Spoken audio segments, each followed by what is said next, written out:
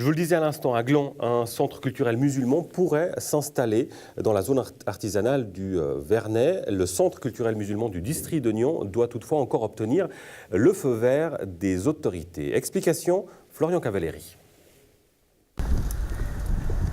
Dans ce centre, les activités vont être diverses. Il va y avoir aussi le cultuel, les gens qui vont prier le vendredi. Et ça, c'est très important parce que dans les prières de vendredi, la population va être informée de la situation, qu'est-ce que le comportement aussi. C'est une éducation, c'est quelque chose qu'on va parler le vendredi, le comportement de l'être humain. C'est pas pour inciter les gens à se comporter mal, c'est juste quelque chose qu'on doit éduquer ou apprendre à se comporter de façon irréprochable.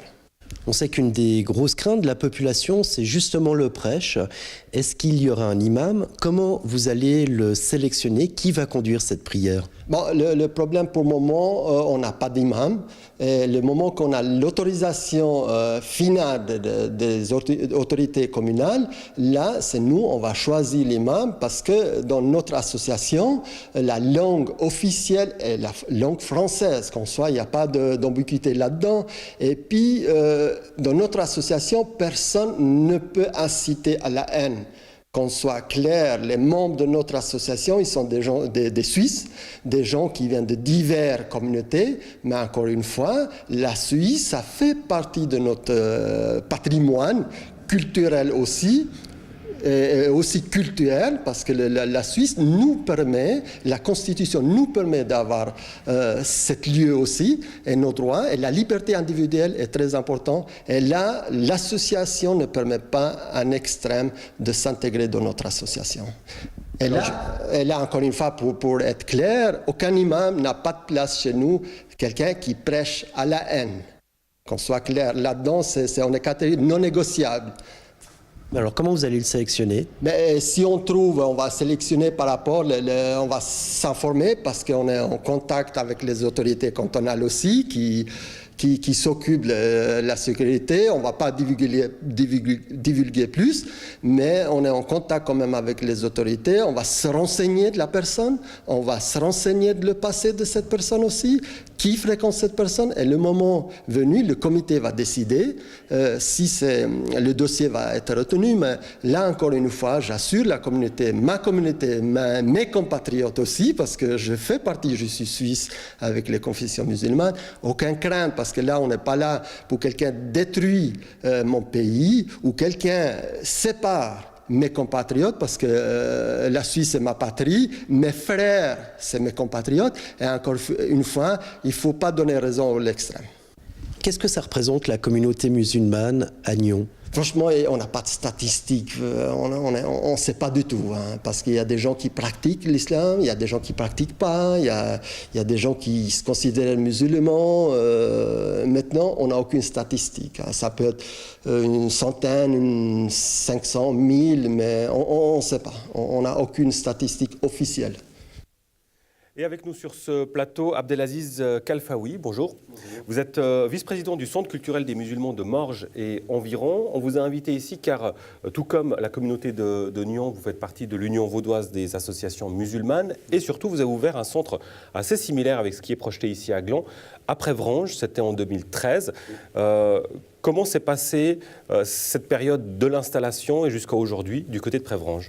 Alors, une fois qu'on a trouvé un lieu, on l'a trouvé avec la gérance, on a pris contact avec la commune pour avoir les autorisations d'abord pour transformer parce qu'il était brut, et puis avec un plan d'architecte. Et la commune nous a accompagnés jusqu'à l'ouverture de ce centre.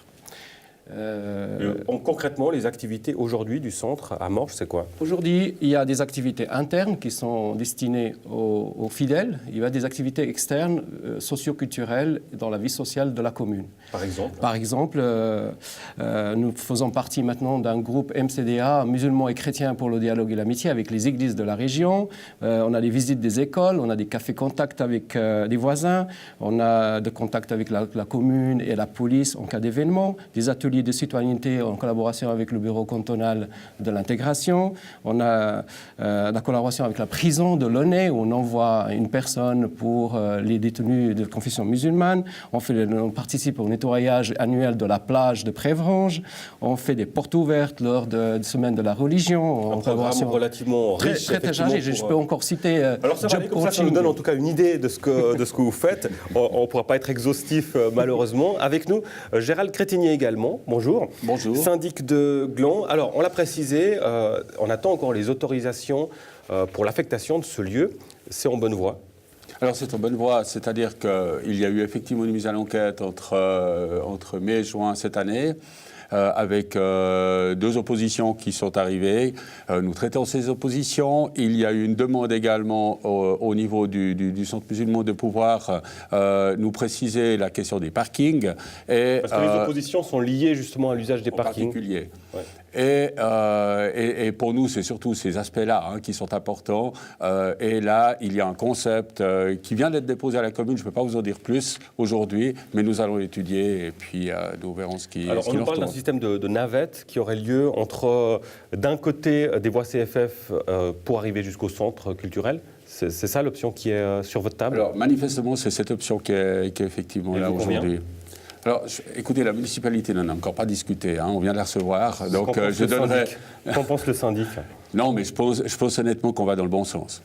Ça a déjà une indication, Abdelaziz Khalfaoui, Je voulais juste ajouter une chose par rapport à ça, parce que j'ai pris connaissance de la charte qu'a présentée le Centre culturel de Nyon à la commune et à la CAMAC. C'est une charte de stationnement, pour la gestion du stationnement, où il propose 2 agents de sécurité lors de la fréquence de vendredi, où c'est 1 heure de temps, la prière du vendredi, à 2 points différents. Utilisation du parking public du centre sportif, mettre à disposition une navette depuis le parking du Vernet jusqu'à le centre musulman. Et M. Rachiti met à disposition 7 places de parc de son garage pour les fidèles, en plus en collaboration avec la gérance, d'utiliser de façon raisonnée les places de visiteurs. Il y en a 11. Alors il y a une chose aussi, un point sensible, on le sait dans ce genre de cas, Gérald Crétigny, c'est le financement. Est-ce qu'on a des garanties de savoir d'où vient le financement de ce centre culturel ? Alors non, nous n'avons aucune garantie, je dirais au niveau communal. Ce n'est pas l'objet de la commune. L'objet par rapport à la commune, c'est effectivement la question de l'affectation et la question liée à la mobilité. C'est le point sur lequel on travaille. Cette association, ce centre culturel est effectivement également inscrit dans le cadre de l'association musulmane. Et là, c'est plutôt les questions de règles entre, je dirais, le locataire et le propriétaire des lieux qui doivent pouvoir vérifier effectivement les questions de financement. Alors justement, Abdelaziz Khalfaoui, est-ce que vous savez d'où provient le financement de ce centre culturel à Gland ? Alors, ce centre culturel fait partie de l'Union vaudoise des associations musulmanes. De ce fait, ils doivent nous fournir les comptes annuels, le bilan des activités, l'entrée d'argent et la sortie. Pour le moment, il y a une 50aine de membres cotisants, c'est des fidèles qui cotisent. Et il n'y a aucun financement extérieur. Et ils sont obligés, parce qu'ils font membres, nous avons un certain règlement de l'Union vaudoise des associations musulmanes qui les exige à nous donner leur statut, à nous donner les PV de leur réunion, des assemblées générales, et à nous donner les comptes. Alors messieurs, je vous propose de voir quelques réactions, puisque le sujet qu'on a vu tout à l'heure a été diffusé sur la page Facebook de Nyon Région Télévision, et beaucoup de commentaires de la part des utilisateurs de Facebook. On va en voir quelques exemples à l'instant qui vont passer à l'écran justement en lien avec ce sujet. C'est 2 ou 3 commentaires qu'on prend pour... simplement donner une idée de ces commentaires. Une association sans statistique officielle, j'ai jamais vu ça. Ou encore un futur centre de recrutement.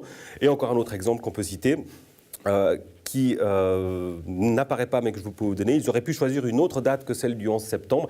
Alors, on ne va pas s'arrêter, évidemment, sur la spécificité de chaque commentaire, mais ça donne une idée un peu de l'atmosphère générale.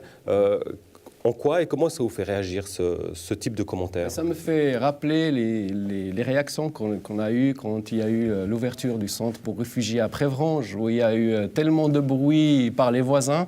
Et paradoxalement, quelques voisins, après coup, ils ont fait partie des bénévoles qui ont aidé ces réfugiés à avoir des soirées musicales, des repas en collaboration avec notre centre. Et ces mêmes réfugiés, ils ont participé aussi au nettoyage de la plage. Donc pour vous dire que des peurs et sont basées sur des utopies ou sur des préjugés qui ne sont pas là. Néanmoins, Gérald Cretigny, vous êtes très bien placé pour le savoir, c'est un sujet particulièrement sensible, notamment sur le plan politique. Oui, bien sûr. C'est un élément très sensible. Moi, je pense que le refus, finalement, de rentrer en matière sur la question des musulmans en Suisse, comme certains le souhaitent, est une mauvaise politique. Je crois que ces musulmans sont chez nous. Ils ont le droit également à la liberté religieuse, qui est la base aussi de la Constitution. Et à ce niveau-là, on ne doit plus trop trouver des solutions pour permettre à la grande majorité de ces personnes qui pratiquent la confession musulmane de pouvoir se réunir, de pouvoir finalement accéder à un lieu de culte. Je crois que c'est important et c'est comme ça aussi qu'on réduit les conflits chez nous. Voilà qui est dit. Abdelaziz Khalfaoui, merci beaucoup pour votre présence. Gérald Cretigny, vous restez avec nous puisqu'on reste à Gland, toujours dans le thème religieux d'ailleurs, avec l'action de 4 églises chrétiennes de Gland dans le cadre du 500e anniversaire de la Réforme. Elles organisaient une lecture marathon de la Bible sur la place de la Gare. L'opération s'est terminée dimanche après 91 heures et 56 minutes de lecture et la participation de plus de 150 lecteurs. Florian Cavalleri. Ce qui se passe, c'est les 96 heures de la Bible. Les différentes églises de Gland ont décidé, à l'occasion des 500 ans de la Réforme, de lire l'intégralité de la Bible, du début à la fin, durant 96 heures environ, ici, à la place de Gare à Gland. Alors 96 heures parce que c'est le temps que ça prend environ pour lire toute la Bible, à voix haute, comme cela. Alors, ce que ça fait que de la lire aux différents lecteurs, ça dépend évidemment de chaque personne, mais concrètement, c'est pour ceux qui s'y aventurent, c'est l'expérience de dire un bout de l'histoire biblique, des livres poétiques, etc. Et vraiment de les lire publiquement. On arrive à 368 plages d'un quart d'heure. Et ça sera réparti entre peut-être 120 personnes parce que plusieurs lisent plusieurs fois. Alors pour recruter les lecteurs, heureusement aujourd'hui on a Internet et là on a un site où les gens pouvaient s'inscrire directement pour choisir les plages, les quarts d'heure qu'ils souhaitaient. Il y a des gens qui viennent de Nyon, de Dullier, qui se sont déplacés, de Genève aussi. Voilà, il y a eu un engouement qui s'est fait autour de ce projet, de ce concept de lire la Bible pendant 96 heures, qui fait que voilà, alors on est vraiment reconnaissants. Et des gens qui ne sont pas forcément des gens d'église aussi. D'après ce que je lis dans le journal de bord, parce qu'on a un journal de bord où chacun écrit, dans les responsables, chacun écrit ce qui s'est passé. Jusqu'à présent, ça s'est passé de façon assez paisible. Les nuits qui sont entre guillemets chaudes, ça va être cette nuit-ci et puis la nuit prochaine, le week-end. Mais nous avons fait appel à quelqu'un de Securitas pour être là, pour veiller, je vais dire, au bon ordre. Pendant une nuit, il y a eu quelqu'un qui était justement un petit peu énervé. Mais c'était au milieu de la nuit, donc on ne connaît pas l'histoire de cette personne.